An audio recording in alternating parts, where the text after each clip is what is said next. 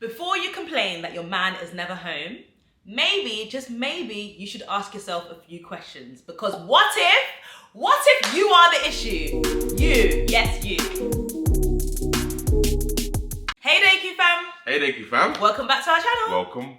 We're back with another video. And in this video, we are talking about why your man is not coming home to you. Yeah, big topic. We hear a lot of complaints. The girl was saying, oh, my man's busy at work. Always in the gym. Always with his friends. He's everywhere but coming back home to me. What is the reason? And we're so quick to blame the man that he should just come home. But we never, sometimes women don't stop to ask themselves the question, am I at fault? So in this video, what are we doing, babe? We are giving you the 5 reasons your man might not be coming home to you.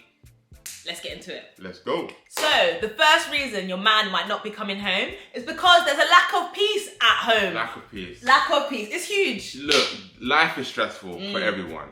And the thing is, when a man feels overwhelmed and then he comes home and then there's constant tension, there's conflict, there's disrespect, and the fact that the man can see no end to all this negative situation, I think the first thing that he does is to retreat and try and find fulfillment elsewhere. Yeah, it's so annoying to hear, especially as a woman. It's like, how dare he try to find fulfillment or peace elsewhere? But one thing I always try to think about is, like, you know, we use the term safe place. Is your home a safe place for your partner? Do they feel like they can come home, be themselves completely and be fully accepted and there be no, you know, drama within the household? Sometimes you've got to actually put your issues aside and just realize, oh my gosh, my man is really stressed. So let me make this place a place of peace. Let me make it joyful. There's no way that my man doesn't want to come home. He's choosing to stay at work late or go to the gym because he knows that at home there's just tension and it's just not a peaceful environment. And this doesn't mean that you can't challenge your man, but I think here we just got to talk about timing. And not every situation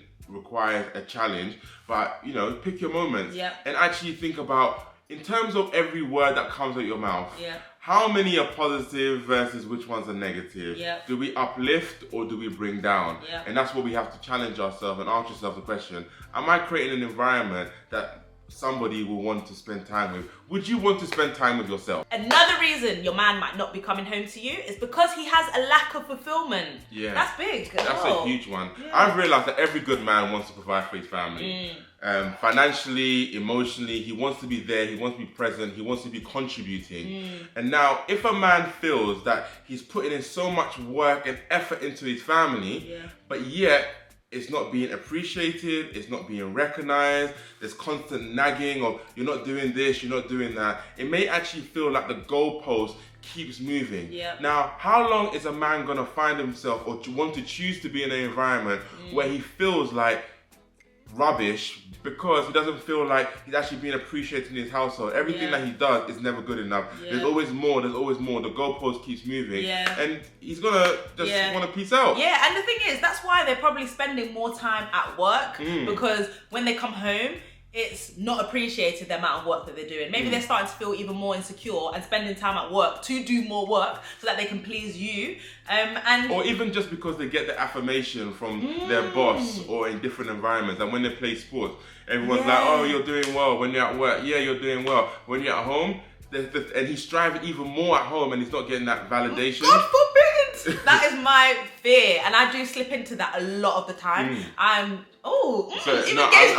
just acknowledging. No, it's true. I do slip into that sometimes. It's like, yeah, but we said we wanted to achieve this. What are you doing about it? Why this? Why that? And it's just not nice at all. And it's actually very scary that Gabe's boss could be affirming him more than I affirm him for the things that he does. And actually, he wants to you spend more time where you're being appreciated, where you're being rewarded. The more someone gives to you, the more you put out. So it's the same in the household. Like, how much are you giving your partner and affirming them and thanking them? Like, where's the gratitude in terms of, I'm preaching to myself. Oh my God, preaching to myself. In our household, to be fair, we challenge ourselves to be better.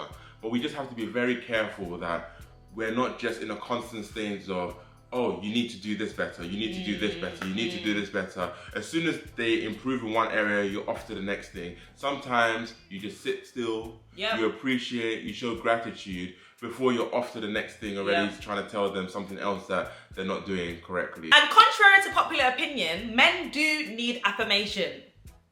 Men do need affirmation. Words.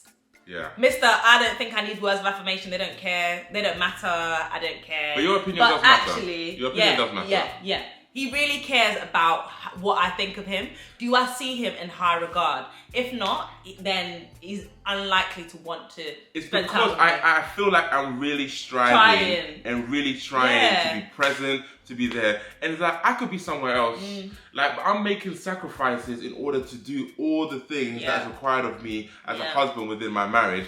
And if you don't see it, why am I doing it? Let me go and focus on my job. Let me go and focus on the gym and get these gains. Let me go and, Heard. Message received. Ladies, do you receive the message too? Let us know in the comments. The third reason your man doesn't want to come home to you is because he feels rejected and unprioritized. Yeah. Oh. My goodness. When you look at your diary, you've got this friend, you've got that friend, you've got this family member, you've got your child. There's so many things. And then your man is bottom of the pecking order. And you never spend time with him. You never make time for him. He's like, hey babe, when's the next date night? But you're already busy going here, there, and everywhere. And if he's feeling unprioritized in the household, he's gonna go and spend time with people who will include them in their life with his friends or etc. Yeah, and it's so true, and it might not be something that he actually says to you, like, oh, I don't feel like you're prioritizing me. But if he sees your busy schedule and you're constantly out, or you're constantly with your baby and you're not carving out time for him, then he will make other plans. And I think a lot of women, we wait for the man to initiate a lot of things, but actually they like to be pursued too. So in your marriage, in your relationship, you could say, hey babe, I planned for us a date night. And this is talking to myself again.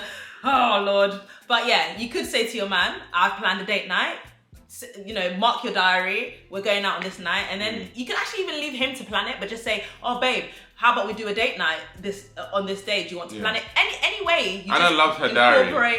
Incorporate Anna them loves her into... diary. So all I asked her, Anna, we've got 7 days in a week. Jesus rested on the 7th. Can I have just one day? Can I just have one day? Gabes is good that he will say it and he will actually initiate and say, we need to do date night and this and that. Because sometimes I get lost in the moment and I'm focused on everything else. But some guys don't do that. Some guys are so into it that actually they're, just not communicating that unmet desire, that unmet desire to be pursued and, have time with their partner. And maybe they actually realize that your baby, in theory, is more important than them in that season. But actually... And children are very important. But I have to say that in order to provide the best environment for your child, it's not just smothering them with one person in the relationship. Well, it's not one person in the relationship smothering them with love. It's actually them being in a loving environment. So us working together well creates a very good environment for Jerry, and that's on period, I think. Another reason your man is not coming home to you is because it's boring. Your house is boring. Even introverts can get bored. Like, in life, in a relationship, it can get very monotonous, it can get very predictable, and there's no spark, there's no va-va-voom, and then you just come home, you just sit on the same sofa, you watch the same shows, and it's just so predictable that it gets a bit boring. It's so sad that in your dating phase, you were doing the absolute most, and I know there's more responsibilities, but also familiarity.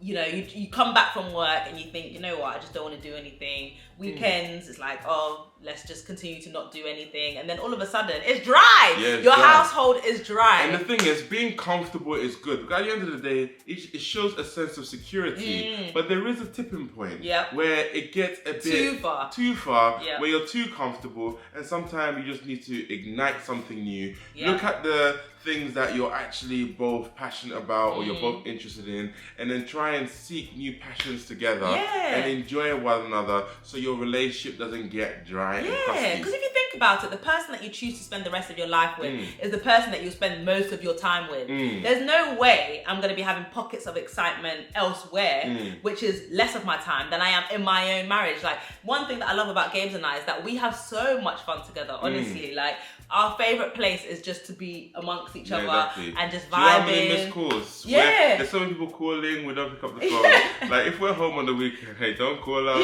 Don't call me, don't text me, because I'm vibing with my man. Even if it's just just music in the background, or us dancing together and having a slow wine, or even it's just like one night we'll get drinks in. Yeah. We'll both be having Put cocktails. Jerry to bed. Yeah. We just bring out some some blankets. Yeah. We dim the lights. And we decide we're gonna watch a film. And we drinks. It's just little candy. Yeah. And it takes cultivating. And see where the night goes. And the final reason your man might not be coming home to you is because he's discouraged and uninspired. This is a big one. It's a very big one. And I think that, from my experience and from the people I know, men don't trust a lot of people, generally speaking. Yeah. And they definitely don't trust a lot of people with their ideas. This is their baby. And one person that they really want to trust is their spouse. So I really want to trust Anna. Now for me, when I bring an idea to Anna that is in seed form, I'm just like playing her idea, maybe a business venture, a new opportunity. I'm just like, babe, what do you think? When Anna comes at me and just chops down my ideas at the legs, without really allowing me to explore that idea, it leaves me feeling discouraged and uninspired. I think it's very easy. As soon as your spouse comes up with an idea, you're like, oh, that's dead, that's dead. But before you say it's dead, you can challenge the idea, you can ask more questions, show a bit of interest, okay? Another thing that you can do, if the idea is truly dead, which most of mine are, no. What I appreciate Anna, she would also try and take the idea further. She asks herself the question, what would I do differently? What can be improved? And then see where the idea goes. And it may die, but at least it's gone through a process. That's me at my best self, and Gabe's given me a lot of grace in this area because, he was talking for time, is because this is the one that I struggle with the most. It's my impatience. So Gabe's will be mid-sentence with an idea and I'm like, no. Or I'm so short-term in my thinking that I'm like, no, on to the next one, or talk is cheap, where's the action type thing. But actually, there's nothing worse than a Debbie Downer when someone is like, got a really exciting idea that they've been thinking about on their way home, and they're like, yeah, can't wait to tell my wife about this idea. And then he tells me, and I'm like, boom, that's dead. Or don't ask any questions about it to understand more before I give my conclusion or my perspective. So imagine, would you want to come home to that? No.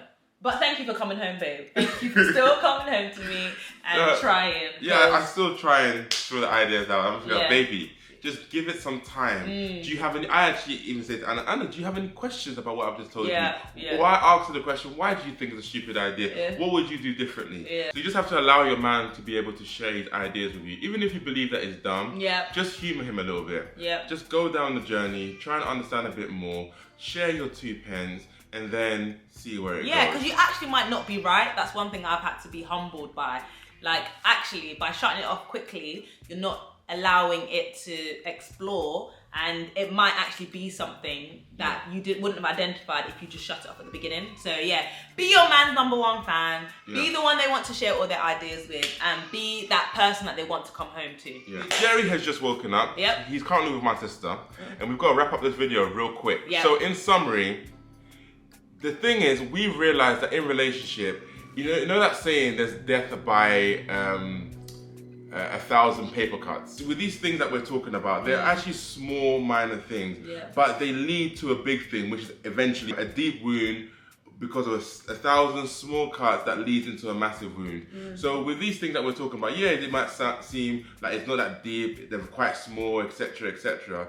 But at the end of the day, people are not really breaking up for big reasons such as infidelity and all those type of things. It's with the small, subtle things that happen over a long period of time that is unchecked, and then unfortunately some people break up. And we're just really intentional about the small things, because we know that small things lead to big things. Lead to big things, exactly. 100%. So make sure your man's coming home to you, but actually take a sense of pride in it as well. Like, I take pride in this. I'm like, there's no way my man is going to be having a better time somewhere else than over here with me. So how do I create the environment and check myself so that I'm the person he wants to come home to? And I think we're doing all right so far, aren't we? Yeah, we are. We're trying. Yeah, we're trying. Anyway, we'll see you on the next video, Deku Fam. Bye!